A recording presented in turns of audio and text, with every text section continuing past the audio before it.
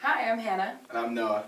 And we are Team Compostable. Yeah, and today we're going to give you guys a little rundown on the project that we've been doing around Western's campus and just trying to increase the amount of food waste composting bins around campus.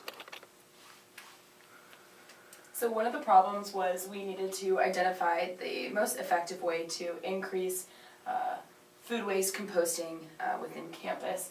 And we have composting on the big bellies in Red Square. We have composting in some of the bathrooms in the BU. Soon there's going to be composting in the dorms. One thing that was missing was in academic buildings and departments. And so part of our project was to identify any barriers and kind of issues on getting composting in those buildings, but also getting those individuals to compost. Yeah. So how and some of the things that we did to try to get this moving. So the first thing that we did was we familiarized ourselves with the sorting stations and composting bins around campus. So we needed to figure out where these bins were to figure out where some of these department buildings are that need these bins.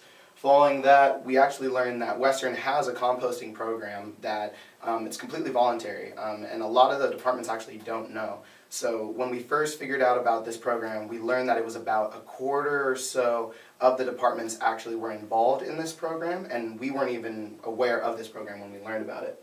And then finally, what we've done is we've sent out a recent survey to 142 departments on campus, and pretty much just trying to pick their brains about, why they're not composting, what are some of the barriers that we can help them so that they can compost as well, and anything that we can do to increase sustainable composting on campus. So why campus-wide composting?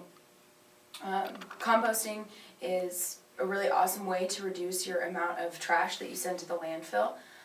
Western had Huxley College, which was one of the first environmental colleges founded in the country, so it makes a lot of sense within Western's values to be progressive in establishing composting campus-wide. It's also a part of our Sustainable Action Plan, which has been endorsed by our president, so incorporating more composting is really necessary. Additionally, it saves a lot of money. I think we spend about $100,000 alone on sending coffee cups to the landfill, which is something that can easily be compostable. So really identifying those barriers of maybe it's just not having composting in your department that prevents you from getting that coffee into the compost versus the landfill. So where and how do you tackle this problem? So the biggest thing, like we said, is we familiarize ourselves with where these bins were. And we were looking at specifically for department and faculty buildings. And the largest thing is for some of these buildings and some of these areas, they have sorting stations. These sorting stations may have, a trash, paper recycle, aluminum, and maybe compost. So we needed to figure out where the most amount of traffic would be so that these bins and sorting stations can be used to their best potential. As well as that, it was kind of figuring out what makes it easy for the professors themselves.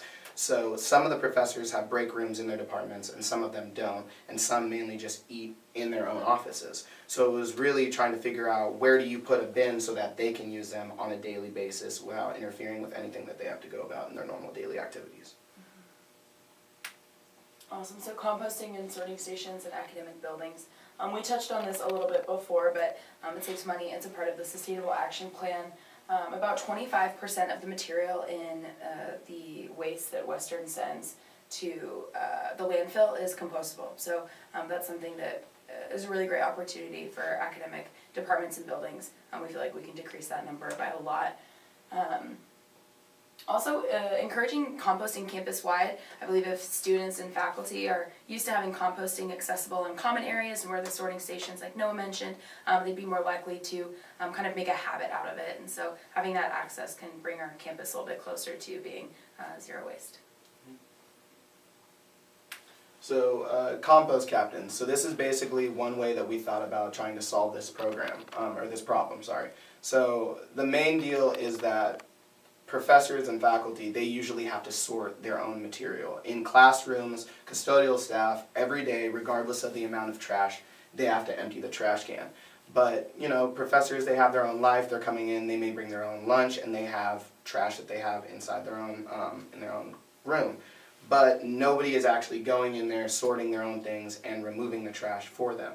So our idea with this compost captain is that one person would volunteer from either the floor or the department building itself, getting one receptacle, and they would collect all the compost and all the compost waste paper and food scraps, basically put that in one place and dispose of it at the end of the day on a either bin in a break room or on site, and then that can then go into being recycled somewhere else with the rest of most of the compost that goes around campus. Yeah, and just to touch a little bit more on the composting captain, so it's a little bit different than what Noah had mentioned earlier with the composting, voluntary composting program that was happening in academic buildings. That was something that was done through a separate office, and it was people that had volunteered their time to do collecting compost and to bring the bins into their office. We actually had this composting captain idea before we learned about the program, but we think it'll integrate really well for those individuals who have already volunteered within the program for composting. We feel it's a really kind of easy transition to make them a composting captain and have this composting program come down from Western instead of kind of being voluntary. We hope to see at one point that it's just a standard among offices and the captain volunteers. So the Sustainable Action Fund, so basically this is where we're going to have to go to if we want to fund this idea, or the fund for this project. And the biggest thing that we'll have to fund for depends on the types of bins that we're going to need. So depending on if we go with the compost captain route, we may need small receptacles. Those can be purchased from anywhere I've seen from $7 to $25, depending on how nice you need them. But the big belly bins like we have in Red Square, those are a completely different deal. Those can be anywhere from $1,000 to a couple $1,000 because they have solar panels and other things that are on them that make them attractive as well on a university campus. So being able to write a grant to figure out, which bin and how much money we actually need, and we'll know which route to go once we get the survey information back and the answers from the survey to figure out what the professors and what the faculty need around campus. Definitely, and the Sustainable Action Fund is really underutilized. We feel like we can not only find some funds for bins and that disposal, but also for signage for education around composting and really providing visual indicators to individuals of what can be composted, what cannot, for those who it's not as natural to compost or maybe they don't know as much about it, that it's actually something that's pretty easy and can save a lot of money. Awesome. So we have a pretty rough timeline for our project. Really, this quarter was identifying those barriers, and I think our survey results are going to help us kind of figure out what the climate is on campus and how these academic departments and buildings feel about composting, and if that's something that they want to welcome, or if it's something they're kind of apprehensive about. Excuse me. So in the spring, we're going to establish our research, identifying those barriers, like I mentioned, and really getting those results from the survey. We're hoping that in the fall, the composting can become more accessible in those department buildings, whether that's the sorting stations and common areas or like the voluntary program that we increase the participation there, so that eventually by winter 2019 it's standard to have composting accessible everywhere.